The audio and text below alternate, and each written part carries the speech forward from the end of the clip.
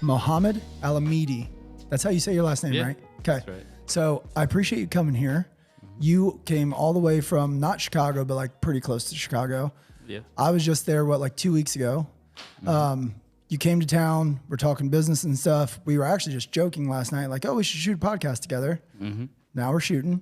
Yes, So to give people that don't know you a little bit of at least the background that I know, 26, your family came here from Iraq, right? Yes. You told me last night you guys were refugees. Your dad came here, worked. You're in the phone industry. That's how we even got connected. And then we've been on this personal, discovering each other and like figuring out a friendship out of the phone industry. But you've been in the phone industry, you said, since 2018, I think, right? End of 2018, yep. You're 26, so that means you started at 18? No. Or 20?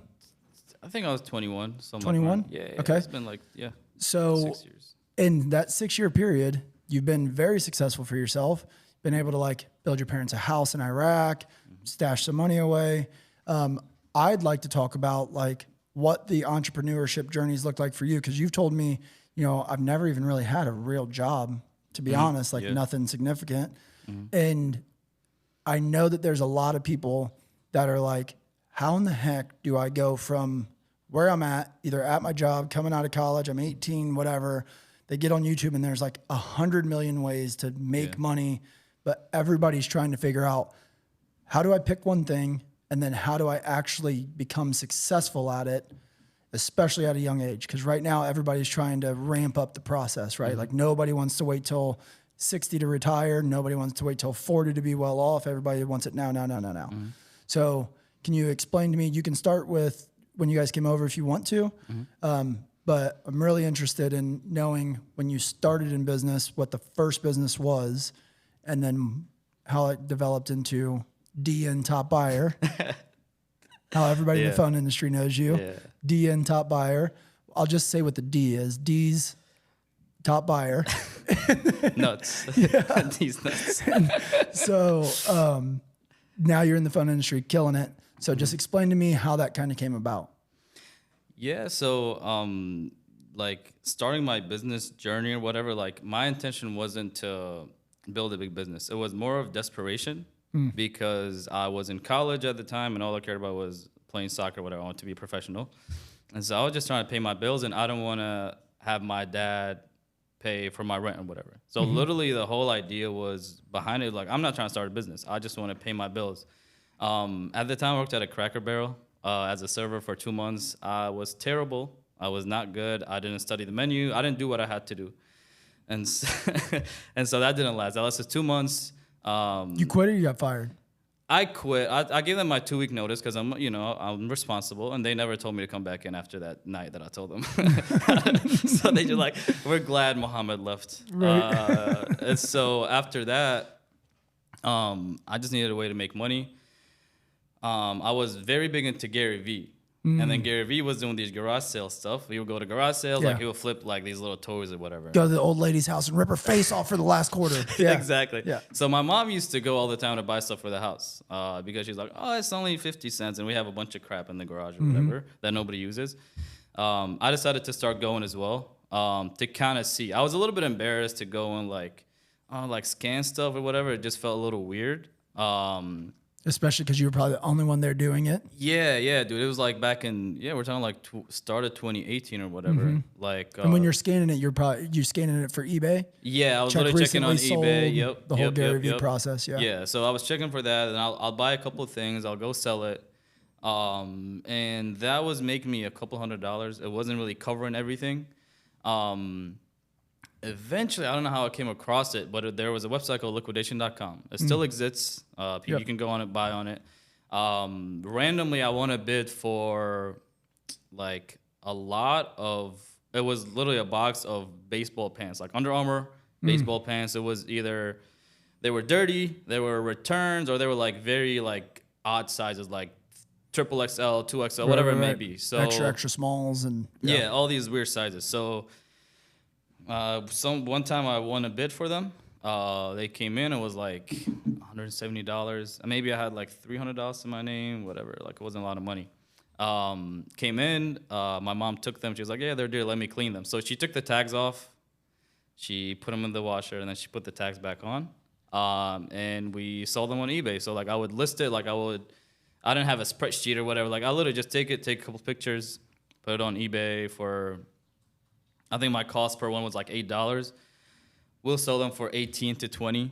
And I would make like $7 each. And then When you say we, sorry not to cut you off, but when you say we, I want to understand, is your mom kind of helping you with the garage selling? She's like helping with the side hustles and stuff? she was or no? helping, but I didn't pay her anything. Like she Gotcha. was out of the goodness of her heart. Just trying to help you And be they still successful. do, like all the time. Like they still help a lot without asking anything. They're just really good parents. Gotcha.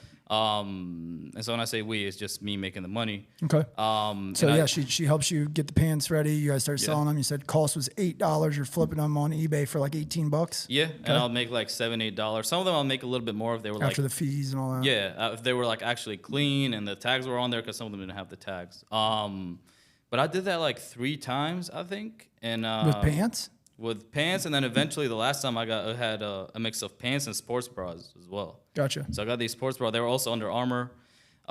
Did this make you shift from garage sales? Okay, now we're going to flip some stuff on Yes. eBay? Yeah, Okay. yeah. So that at that point, I still did garage sales here and there, but this was like more of a consistent thing because You garage know where sales to is find it. You know where to sell it. garage sales were like a hit or miss. Liquidation.com, like it was this specific vendor that was always selling the same stuff. So we'll get it, we'll clean it, whatever. There were points where it will come to my house, and I lived where my college town was, 40 minutes away. And so I would actually have my parents ship this stuff.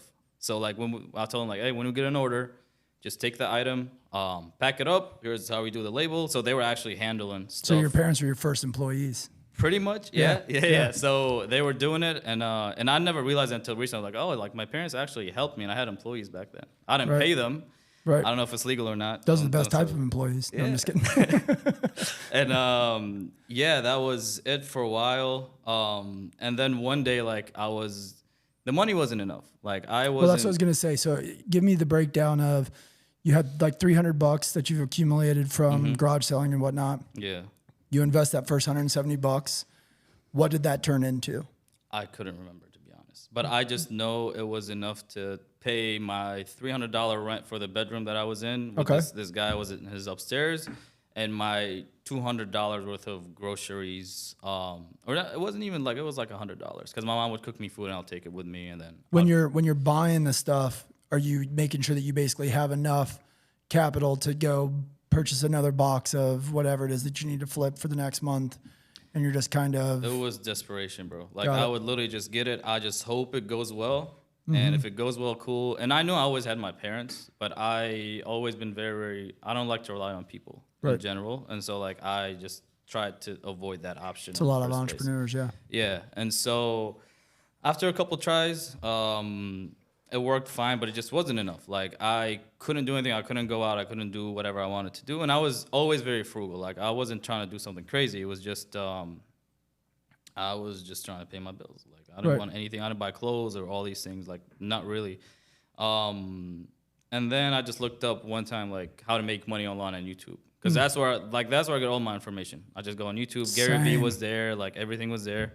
And how to make money online. This guy popped up. He was talking about flipping phones. So he said, yeah, I bought this phone for this much. I didn't fix it, and it's a cracked screen. I made $80.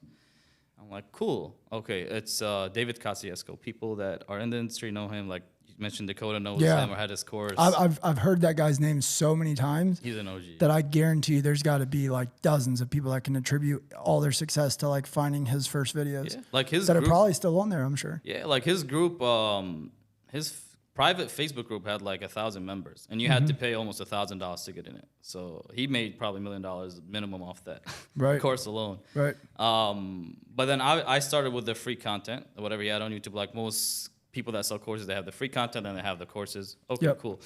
So I kind of learned. I went at the time on OfferUp. OfferUp was a thing back then still, and this guy had an iPhone 6s.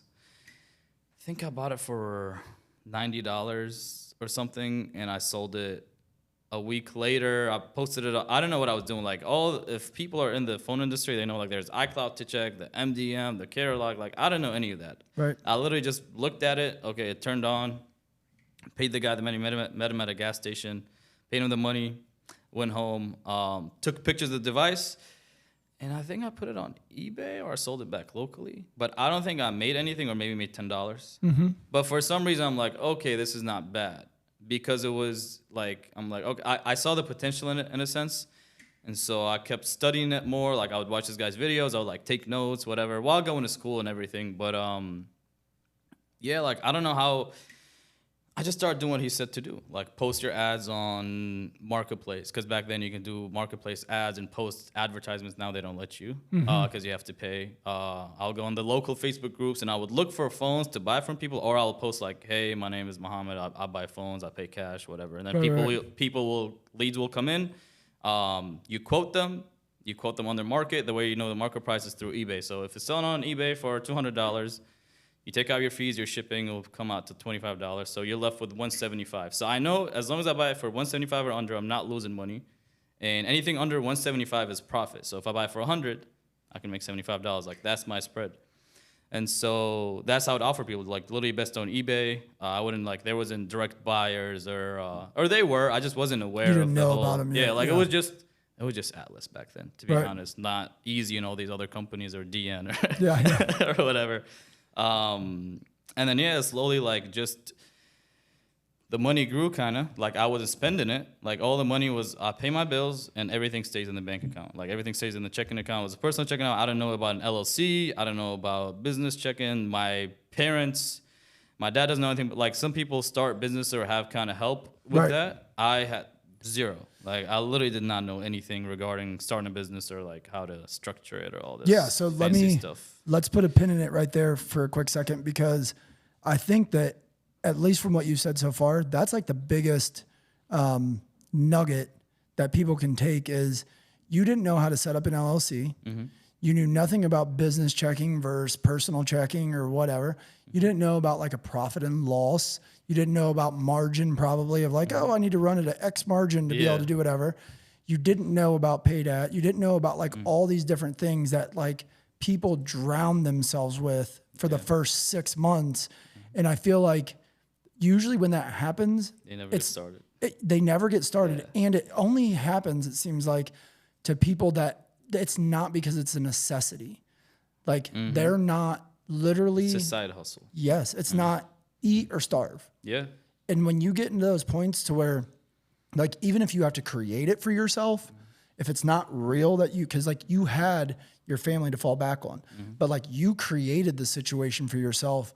I'm going to eat on my own or I'm going to starve. Like, and when people can figure out how to put themselves in those situations, you don't care about all the other stuff. It's like, I'm just going to figure out how to make money. And you went down multiple different paths and you're like, boom, got it. This makes money. Now I'll spend the time to start learning some stuff. And that's the piece. So many people, from what you just explained, what was that timeline? Like you were at garage sales and now you bought David's course. What's that timeline?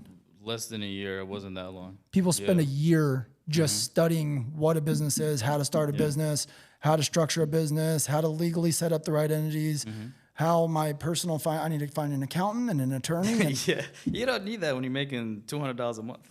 Exactly, bro. Yeah. That is exactly. So, okay. So you start, now you're in the phone business, right? Sure. You can say that. Okay. Yeah.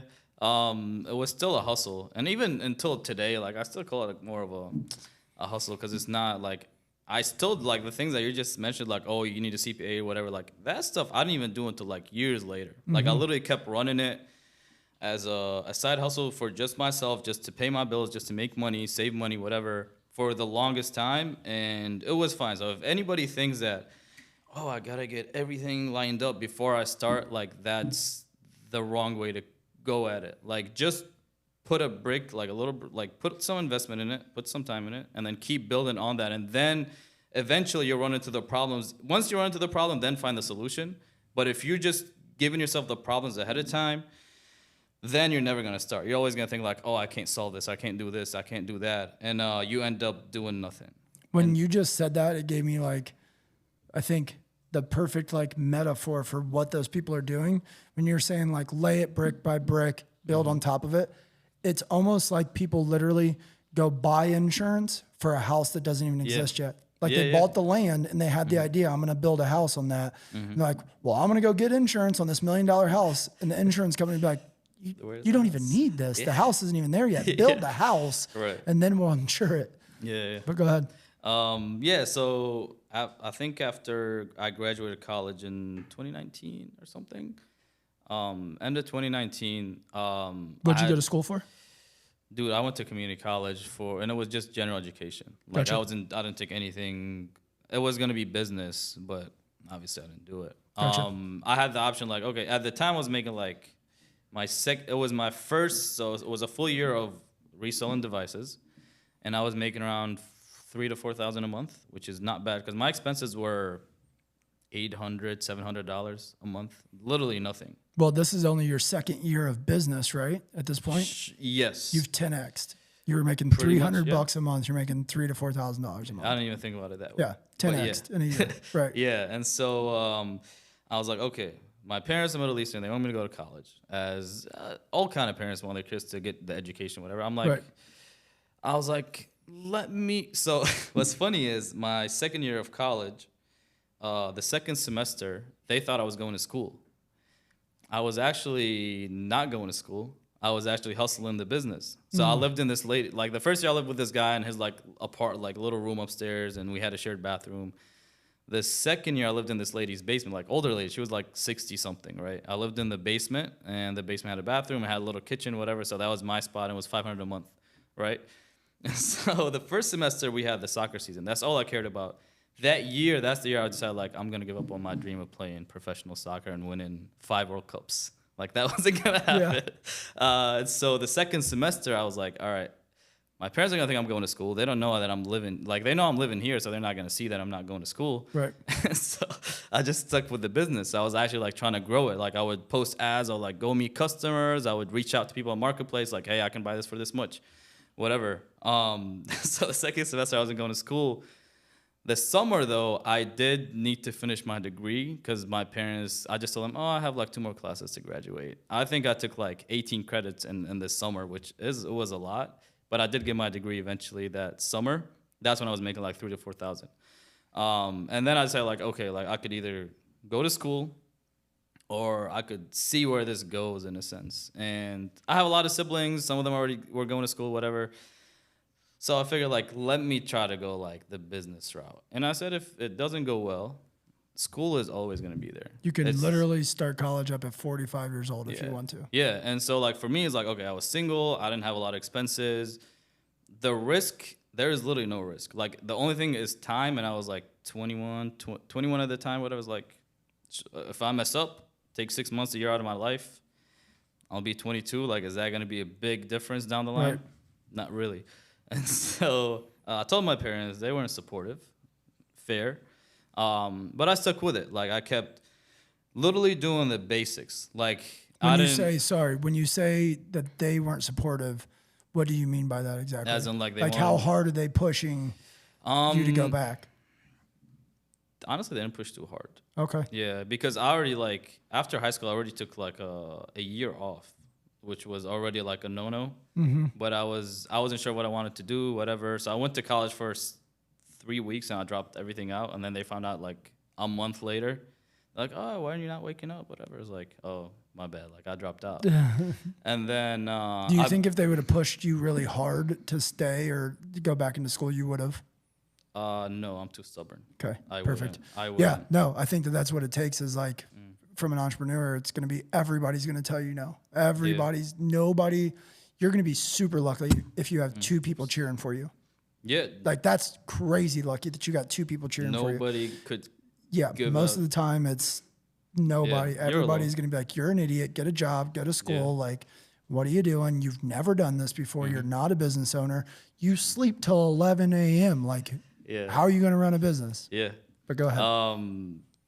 I mean that like, yeah, that's the hard part. And there will be times where it was like lonely because I think at the time, I kept at it for a couple of months and I said like, oh, let me move out to the city that's bigger so I can grow the business even more. I think at the time I was making like closer to $5,000. So I moved out when I was 22, 20. I might be messing up the timelines. There you go. Because But I moved out for 2 months, and it was very lonely and depressing because my idea was like, I'm gonna cut off all my friends, I'm gonna cut off all my family, and I'm just gonna work 24/7.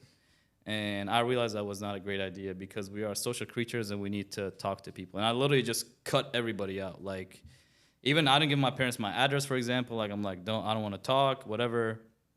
I lasted 2 months and I realized like I was literally crying every night. What made you do that?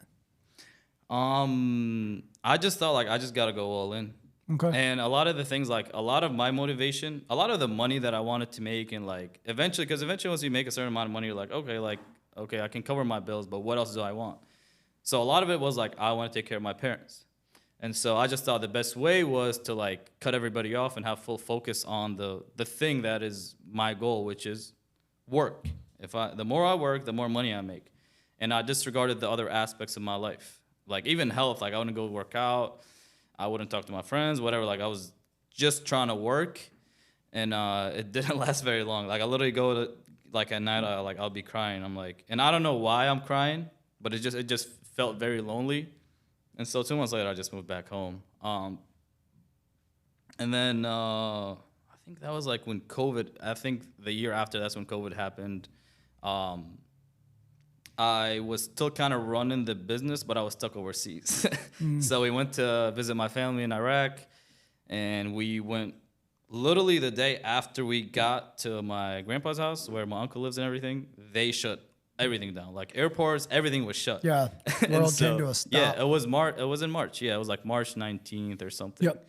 And I was stuck there for 5 months. I got into trading stocks, and that was terrible. Don't do it. What? Hold on, because you're doing phones. Yeah, it's going well, right? I mean, it sounds like a 2-year, maybe a 3-year time frame. You go from $300 a month, $5K a month. Yeah, $5K from 300, like $5K to some people is like that's nothing, but when you're used to $300 a month, like you're a rich man. So, what made you even start to look in other areas? Just because you couldn't really do phones at the time, or? Yes. So the way I was running it, I think I would still run an ads, and my friend was meeting people, but then at some point it was just not efficient enough to work. At that point, though, in March of 2020, I know for sure I had 30K to my name because that's how much I had in my Robinhood account. I took all my money, put it in Robinhood, and I'm like, well, I can't just sit and not make money because that's just my nature. Like I'm just always trying to do something. I can't just sit and do nothing. Like it's just not even like sitting and doing nothing has to be on my to-do list. Like, literally, I would sit and do nothing. All right, I'll put it on the to-do list just so I can scratch it later and feel better. Yeah, literally on my honeymoon, I was the exact same way. We sat down by the pool, and this is no joke. You can ask my wife. 10 minutes in, I looked at her and I was like, well, what are we going to do? Right. And she was like, we're on our honeymoon, dude. Right. Like, we just got here. We're going to chill. Yeah. I was like, well, how long are we going to chill? Right? You can't relax, bro. Yeah, I need to know how long. Yeah. So it's on my to-do list. And I'm like, all right, chill from 12 to 1. And then from 1 to 2, we're doing this. Yeah, literally that. And so, yeah, dude, I got into trading, like all the people on Twitter, what is it called? Discords and stuff like that. And people sending signals on like, buy this at this time and whatever.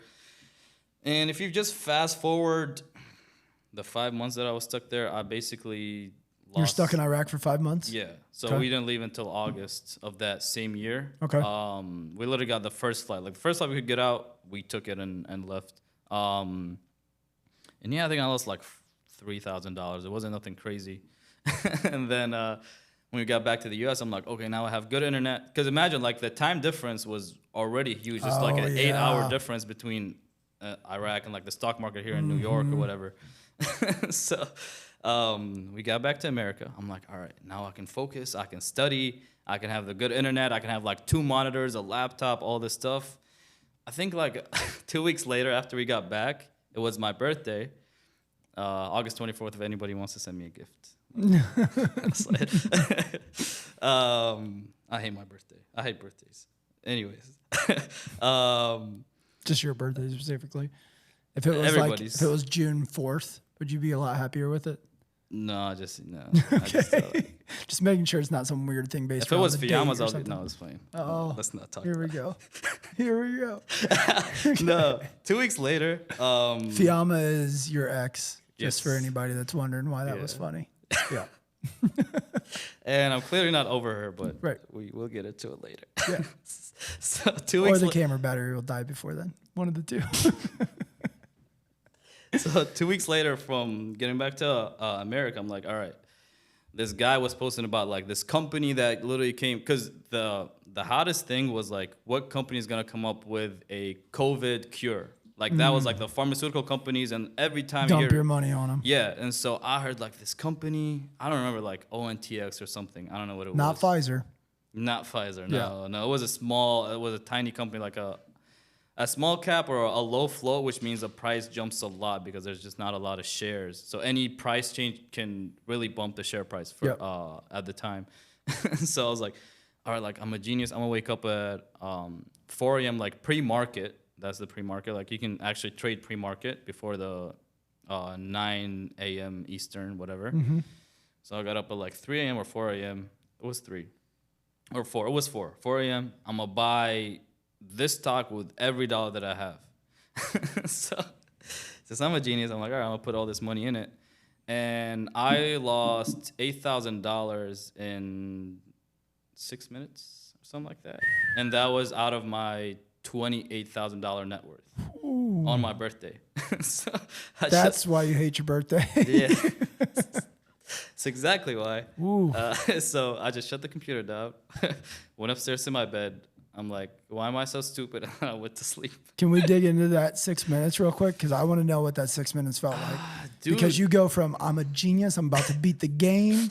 Nobody else thought about doing this. Everybody. I got it figured out. Yeah. And what happens? Like you get on Robinhood, and how does that 6 minutes play out? So it was Webull at the time because I upgraded because I needed like charts and stuff, and I was learning. Because you were top notch at this point. I'm telling you, I man. got you. I got you. So I'm like, all right, let me do this. So I bought high already because it already jumped a lot pre-market. Like literally within like seconds, it was already up 50% or whatever it was, something crazy.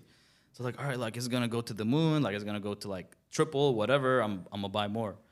I bought a little bit. That is not going well. Oh, let me buy more on this dip. Okay, it's like the meme where like the price keeps like it goes down, you keep buying, and then it never goes back up. That was literally me. Like I was hoping it'll go up, it goes down, I'll buy more, and then eventually like I put too much money into it, and it was either like I bag hold for the rest of my life, which means like I just never sell it and it stays as a position. Right.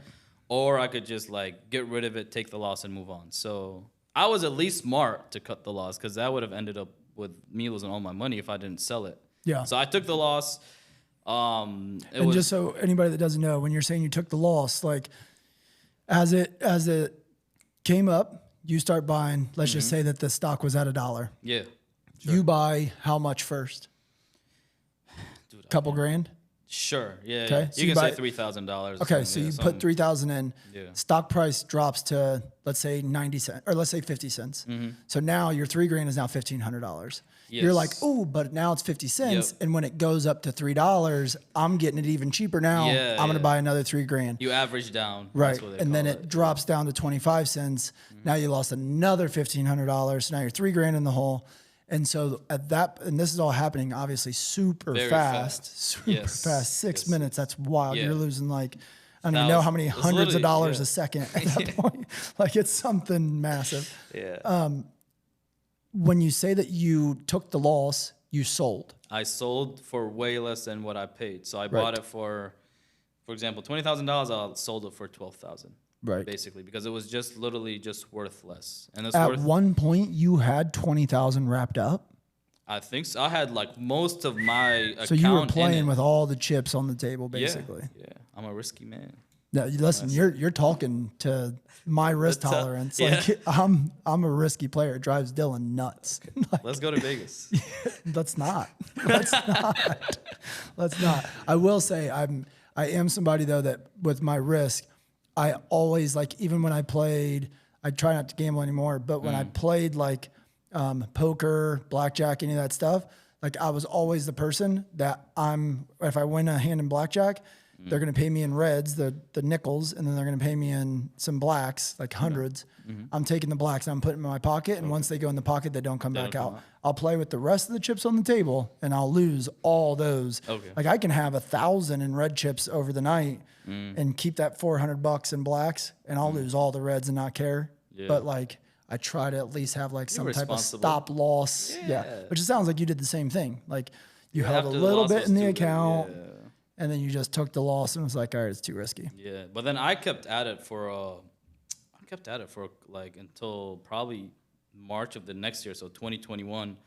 At the time I was still kind of doing the business. I was still making I think I was making $2,000 a month with the phones, because my focus was on trading, because I'm like, if I can get this right, I can live anywhere I want. I can work whenever I want. I can make a lot of money. And so that was like my sole purpose. Is like I would wake up early.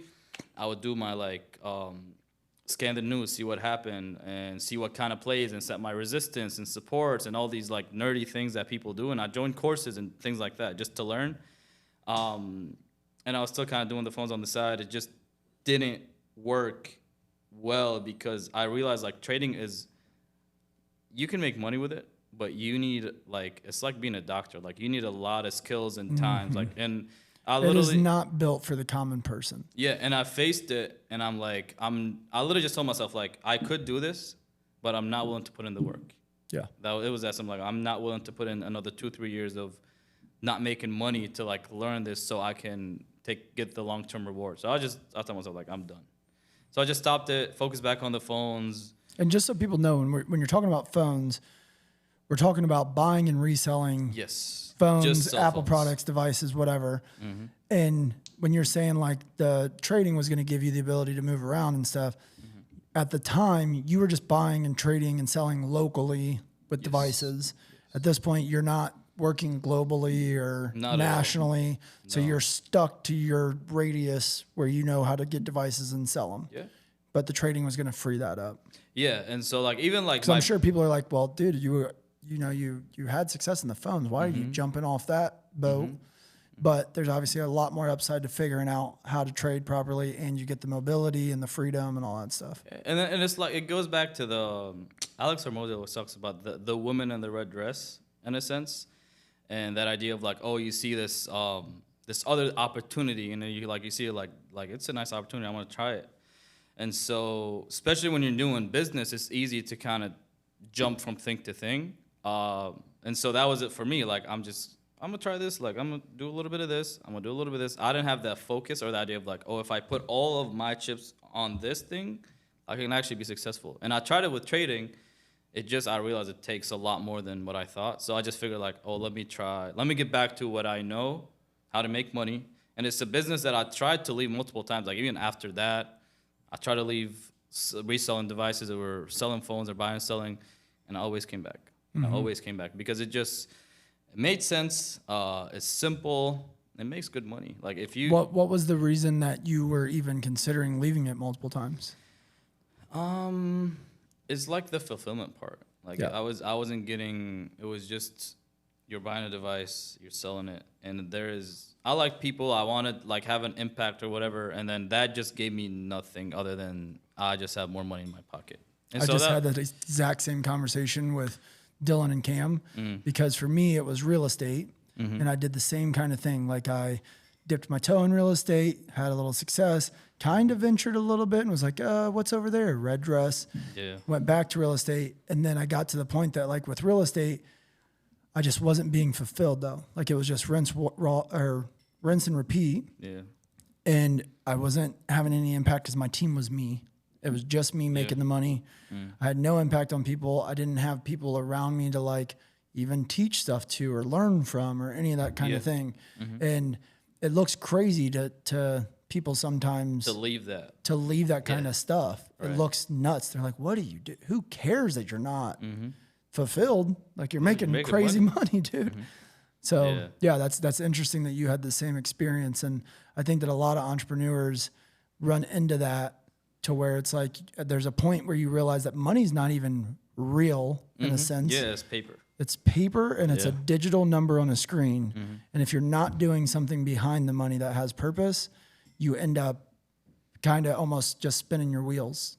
Yeah. Yeah. Like for me, eventually it just became to going back to like, I'm going to try to help my parents. So I try to, instead of just saying like, I will help my parents, like I want to do things for them. So like, I want to buy my dad a car if I could, or do this for my brother, or like eventually buy them a house. So my plan was like to buy them a house in America, which didn't happen, but yeah, like I'm building one overseas. But that it became that. But then also, even when I did that, I'm like, okay, now what's next in a sense? And the business kept growing, like from 2022 till now. Like I stayed focused for the most part. I stuck with it. I did what I had to do.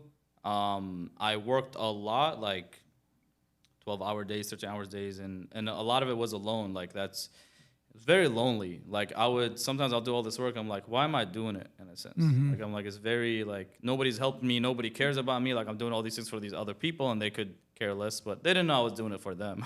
So that's the whole other thing. And then I realized like, oh, I can hire people. And so I hired my sister at the time. She was like my first actual employee that I paid. Then I added my brother when I got more busy, and it was just, the thing about the cell phone business is the more money you have, the more you can do. It's literally like very capital intensive. Yeah. And so the beautiful part is it's a money ATM though. It is like you literally, if anyone doesn't know the phone business, is like you buy a device for $600 and you literally know you're going to sell it for $650. Like you are guaranteed. Yeah. As long as you know like how to buy it properly, which you know how to check, like, okay, make sure it's not locked or this or that. Like it takes you a day to learn that. And then it takes 5 minutes to check it in person, for example. You're literally guaranteed a $50 profit. And if you buy 100 of those, that's $5,000, for example. Right. And so it's just rinse and repeat. And the more dollars you have, the more dollars you can make. And so I was at a point where I was making like 30, 40K a month. And it just kept growing because I have all this money and my bank account is growing. I'm still very frugal. More money, more higher purchases. Yeah. Like I wasn't like buying cars. Like I see people like going out or whatever. Like I still live with my parents. Right. And I still live with my parents. I literally sleep on a bunk bed. Like it's a little room. I got a bunk bed and then it's like a little desk under. I just don't, I spend a little bit now, but yeah. But like at the time, like if you don't care if we talk about it though, what is funny to me is like, I have a house, like I have a truck, whatever, but we were just talking about like, I don't enjoy spending money on myself. Yeah. Like I could drop 10 grand on something for the business and not bat an eye. And it'll take me literally days to pull the trigger on $100 device for myself. Yeah.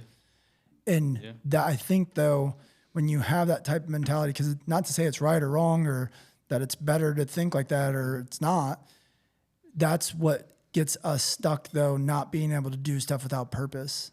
Yeah. The treat yourself mindset, I think, is just garbage, honestly. Like treat yourself all the time. Oh, like you did good, whatever. Like, oh, go buy that thing that you want, whatever. It kind of, especially if you're just starting in business, like it just keeps setting you back. Like that $100 could have been used on, like, I just look at my money, like the money that I have like in my checking account. Let's say I have $10,000. I know if I start this business with $10,000, I would probably finish the year with like, I don't know, like 60, 70, 80 if I'm very good with my spending. But if every dollar that I make, I'm spending like 25 cents on something personal, whatever, it just takes you so much longer to build. So like that's how you build something quick, is like just be frugal. Like, I mean, it's just that simple. It's like, if you need it, you need it. But if you are just wasting your money on things, like it's literally only going to slow you down from growing the thing that. And then like I got to a point where, okay, I was making like a lot of money. Now, if I spend that $100 or $200, it doesn't hurt me as much as it would if I was only making $2,000 and spending that much money. So like now I have this freedom to like, okay, like I can do this, or I can tip this much money, or I can do whatever. But you have to get to that point before you think like, oh, well, like, oh, I'm a business owner, like, oh, I did my best month this month, and I'm about to go finance a car for this much money and pay so much more in insurance. It just... Yeah, I've seen it over and over. Like, we are a credit-driven society, and the reason that credit, for the most part, I'm not talking about people that understand debt and understand how to leverage debt. Yeah. But credit exists because people don't know how to live within their means. Mm-hmm. Yeah. And we are a very credit hungry society because we cannot wait to save the money to buy. to pay ourselves off for the work that we've put in. Or for a lot of people, it's they can't wait to have the thing to show everybody else what they've been doing. Yeah. Like it's so hard for people to work in the dark.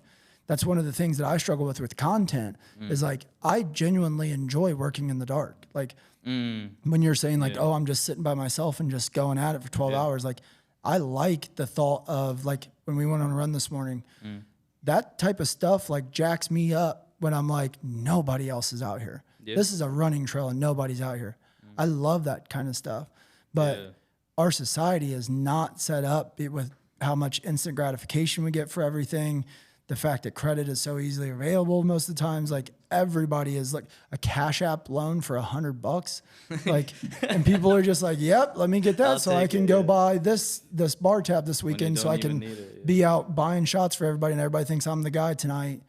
And it's wild. It's everything. But I do understand it because there was a point where, and when I was very young, like that I did think that that was the way to go. But the more money that you get or the more success that you see or just the more you understand the purpose of life, you realize like that's not it. Yeah, I mean, for me, the thing that made, because like I also, when I first started working, I worked as a dishwasher in high school. I was 16 or something. And I worked as a dishwasher. I would get my paycheck. It would literally be spent before I get it. Like I literally have my soccer.com cart filled with like shirts, jerseys, like cleats, whatever. And I'll give the $200 that I made for the last 2 weeks and I'll literally just spend it right away. But then I read Rich Dad, Poor Dad. And I just learned about the like liabilities, assets, and like you want assets, you don't want liabilities. And I looked into it.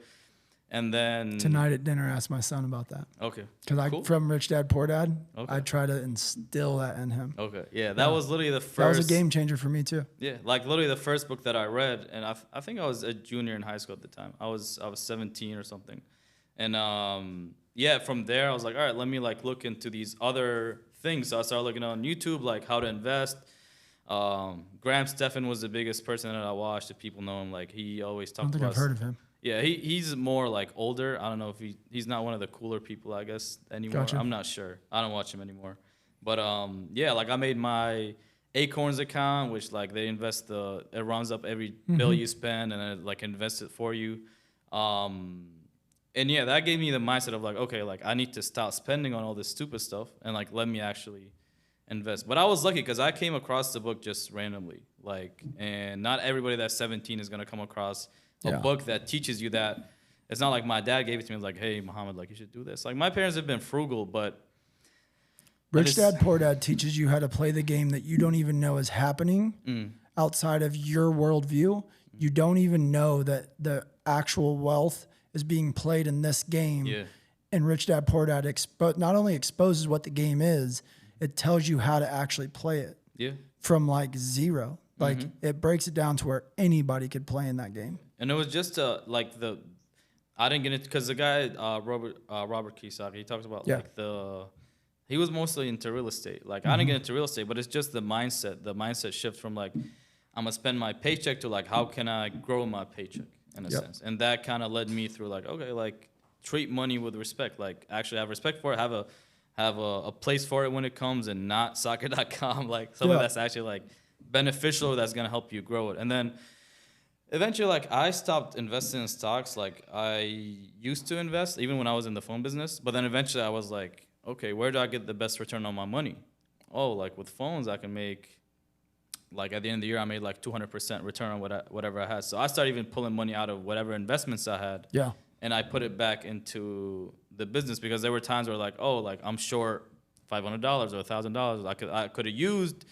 that would have made me 10% instantly instead of me waiting a whole year to hopefully make 10% on like some kind of stock. So I don't know if this is good advice, but I have zero investments as far as like stocks or whatever. All my money was is in the business. Well, that's what we were talking about earlier is you brought up life insurance. Like you have a call today with an accountant that we share.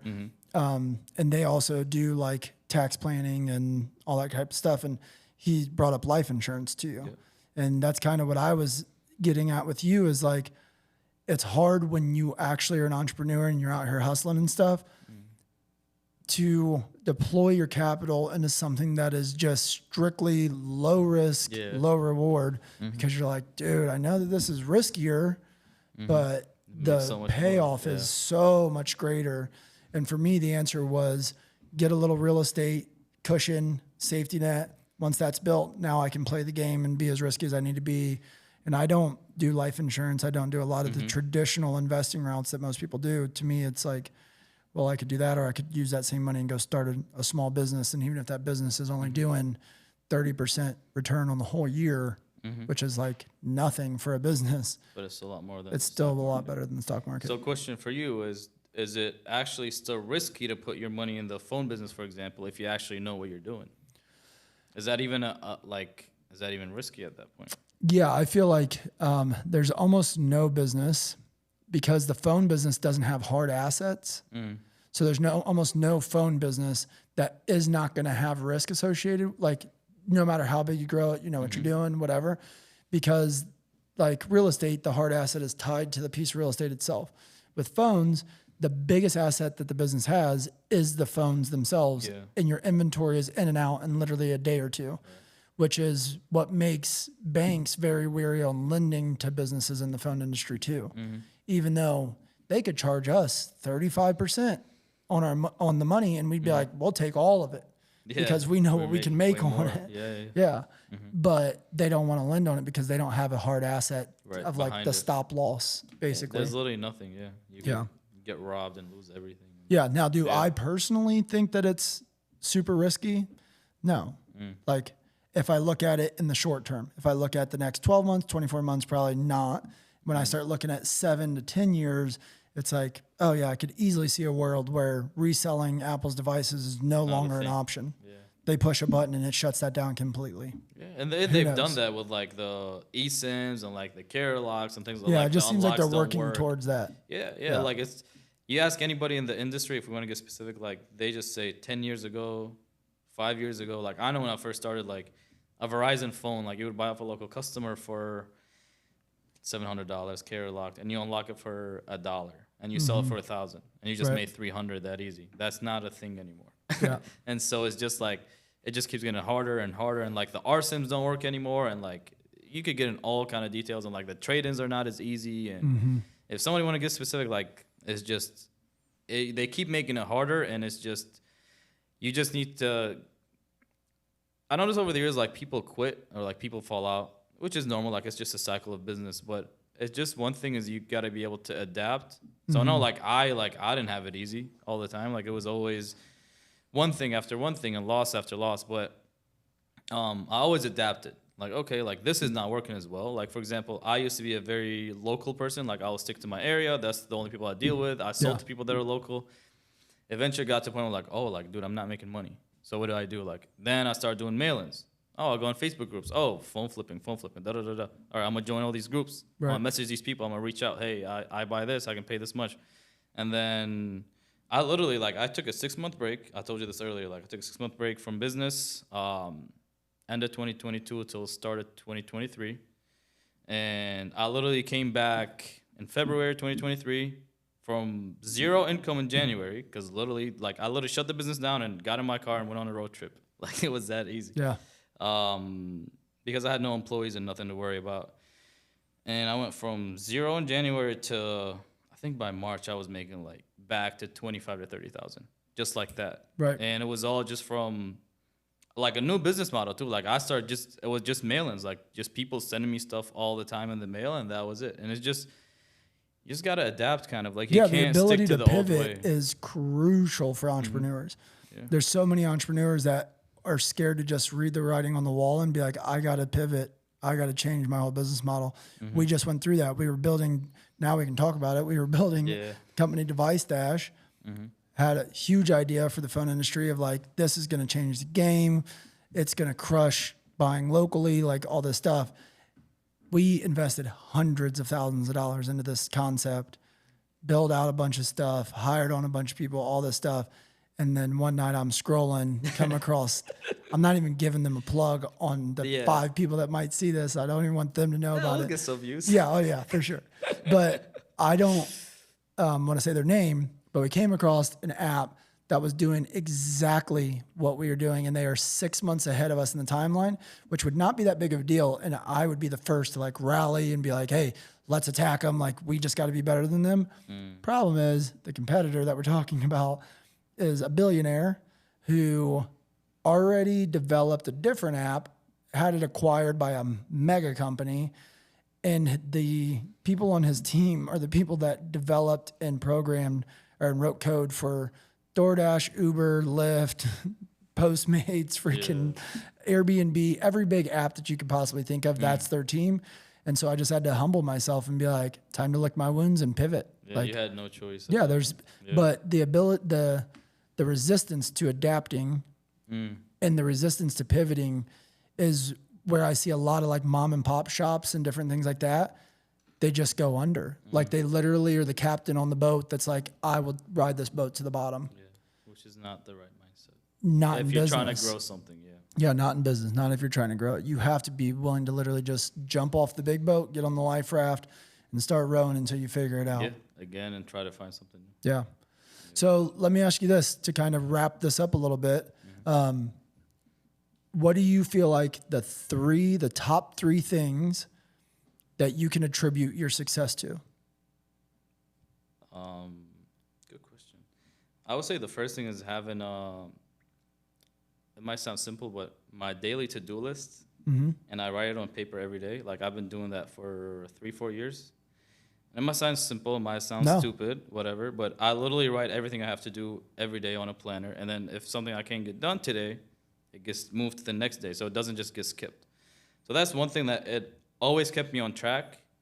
Yeah, you might be the best at throwing darts, but if you don't have a dartboard to throw at, it doesn't matter. What's the point? Yeah. And so that's one thing. Another thing is discipline. Like, I don't know where, I think a lot of the discipline I got was from like playing sports. And like, I was very dedicated when I played soccer, for example. Like, I would, in the summer, like, I'll go out and train 2-3 times a day. Every day in the summer, like, I'm going out.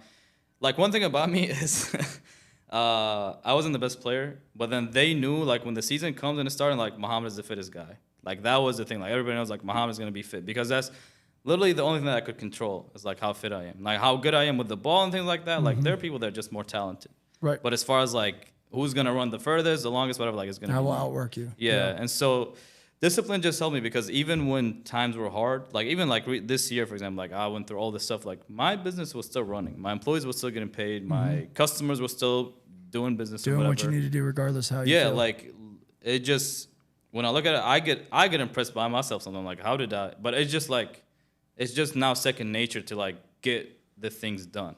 And having it on the to-do list, I'm like, I just got to finish my to-do list for today. Makes it easy. Yeah, you don't have to think. You literally You don't have to think. I literally wake up in the morning, so my to-do list is ready from the night before. I wake up in the morning, I just put them, I number them like 1, 2, 3, and I just go one by one. So number 1, I'll do this one. Then number 2, and I'll just try to get them done, bang them out. My day is over. Sometimes I'm done by like 1 p.m., 12. I wake up early, but yeah, and then whatever else happens for the remainder of that day, you know, you at least made progress. You moved everything forward because you got at least those things done. Yeah. A third thing, you put me on the spot. I don't know, man. I don't really talk about myself too much. No, I mean, that might be enough. Like, we can just basically having the target to shoot at, having your to-do list, having the things that you know need to get done, having discipline. Can I say what, from your story of what you said, what I would say would be the third thing? Patience.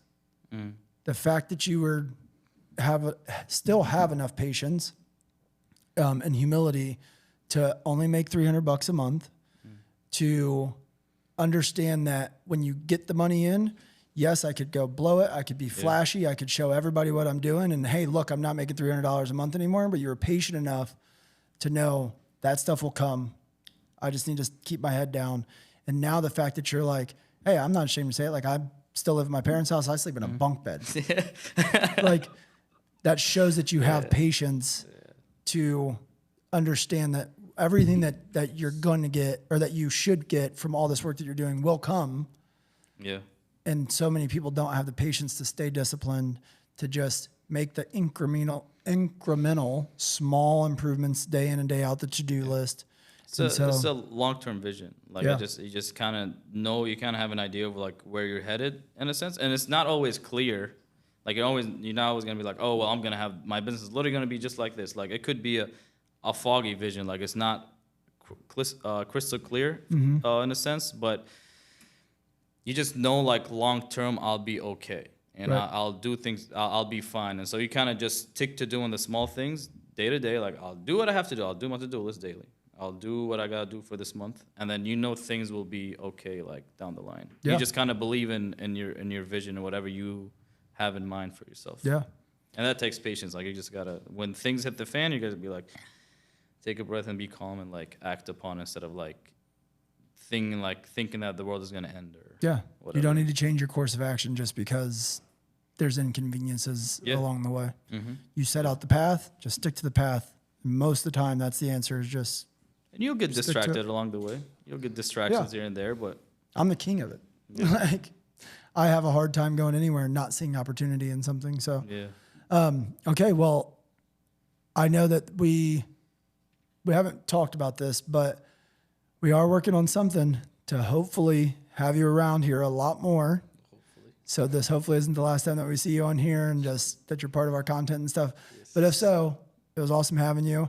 Super impressed with what you've been able to do at such a young age. It's super admirable, especially because I didn't come from rags, like eating out of trash cans, but I definitely didn't come from money. And when I see other people that did not come from money, there's something about it that's just so much more impressive to me. Yeah. So I hope that God gives you everything that you deserve and that you continue to keep killing it. Thank you. Appreciate Awesome. it. Thanks, brother.